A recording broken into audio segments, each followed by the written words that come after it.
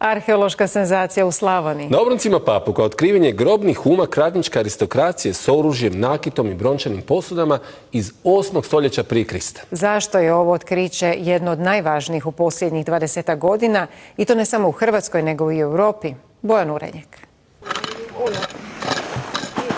U šumi na Papuku arheolozi uklanjaju slojeve zemlje s otkrivenog grobnog humka pripadnika ratničke aristokracije iz 8. stoljeća prije nove ere.